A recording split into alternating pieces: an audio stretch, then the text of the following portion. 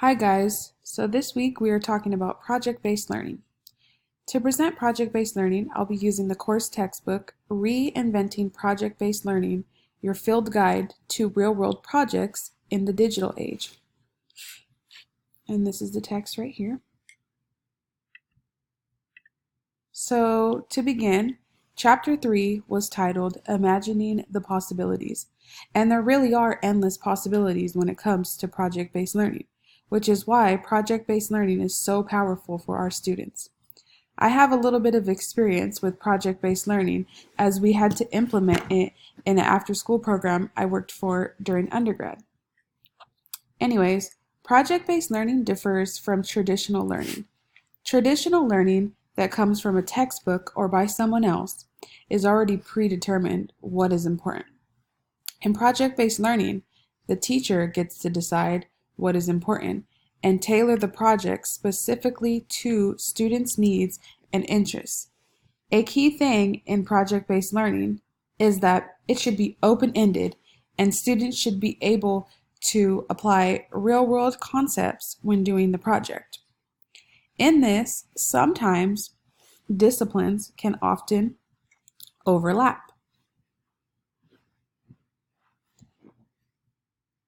over the course of the project, which is great.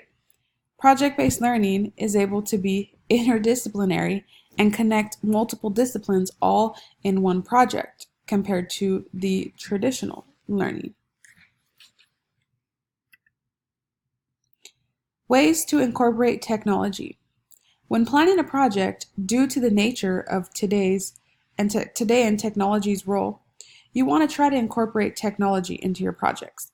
Technology is not only a great tool, but a huge part of today's students' lives.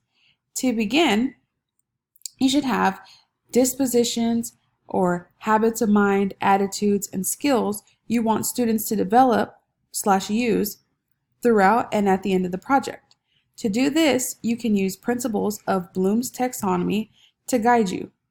Examples of using technology that the book talked about was creating a wiki. This provides opportunities for students to connect not only with each other, but with the community. Chapter 4 was titled Strategies for Discovery.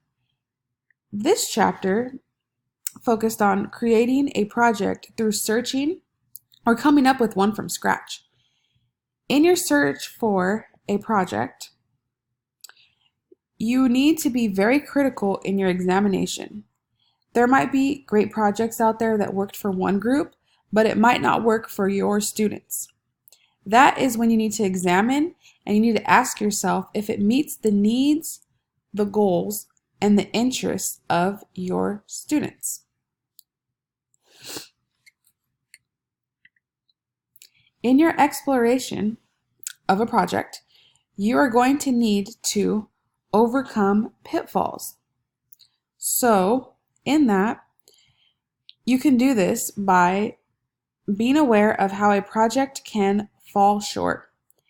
If it does, then you can simply find another one or remodel the project so it's more relevant. Some examples of how a project can fall short from the book are: the project might have trivial thematic units. It might be overly scripted with many steps, and sometimes something like this might not be realistic. It might not be realistic with the amount of time that you have. You might not have too much time to do the project, and you might find a project that's just way too long and it's just not going to work. So in that, you might be able to modify it. It might not have enough focus on formative assessment or even summative assessment. Maybe it was just a project and students kind of just did it and there was no purpose, right? Assessment is very important and we'll go over that in the next 2 slides. It might be long on activity, short on learning outcomes, right? And maybe the assessment just doesn't feel authentic. So these are just examples. I'm sure that there are plenty more of pitfalls that can happen out there, but it's just important to keep these things in mind when you're developing your project, because again, you want to develop a project that students are going to basically get something out of it. You don't want to just give them busy work, give them something that really has no learning outcome. It's pointless. It doesn't apply to them.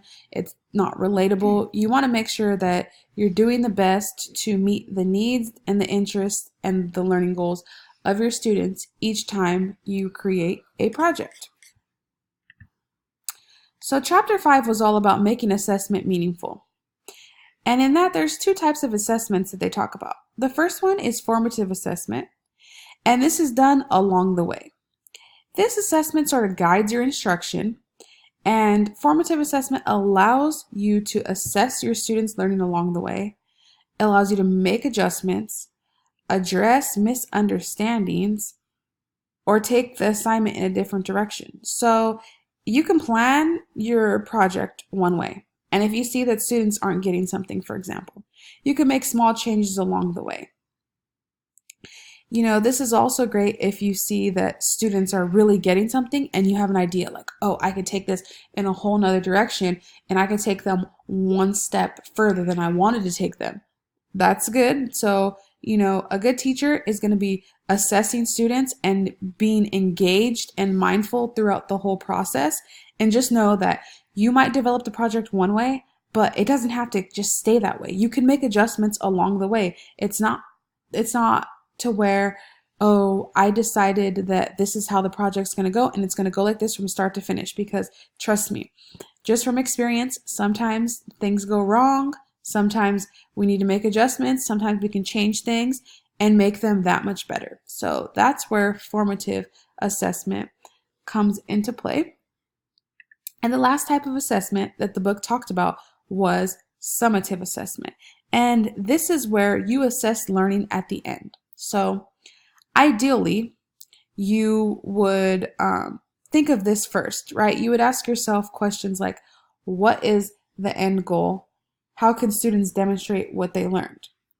From my experience, this type of assessment is the hardest to come up with, but it really does make planning the instruction so much easier once this is established. And I think that this type of assessment, it kind of has you realize or figure out, is this project going to be meaningful? Because if you can't come up with a way to assess students' learning, then it's probably not a good project. It's probably not going to be beneficial to them, right?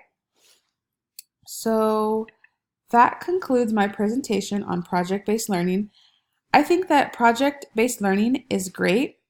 It gives students the opportunity to be as creative as they want and the opportunity to blow us educators' minds on the directions that students go. When you give students a project and you tell them to, come up with something, or you leave it to where a project is very open-ended, you will be surprised at the things that students come up with. And this is definitely something that I plan to use in my classroom when I become a teacher. I think this type of learning mirrors closely to the teaching philosophy I plan to adhere to, which is a constructivist philosophy of teaching. I believe in more student doing and the teacher merely serving as a facilitator. And I think that project-based learning gives students these opportunities to do that, to do hands-on things and construct knowledge pretty much on their own. So that's it. I hope you guys enjoy that. And this is my reference. This is the book that I used. Bye.